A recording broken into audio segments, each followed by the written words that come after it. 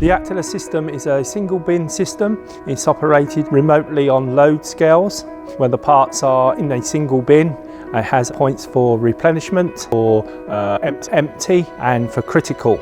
These are located on each rack and a fixed system. The system then relays directly back to our headquarters through the cloud.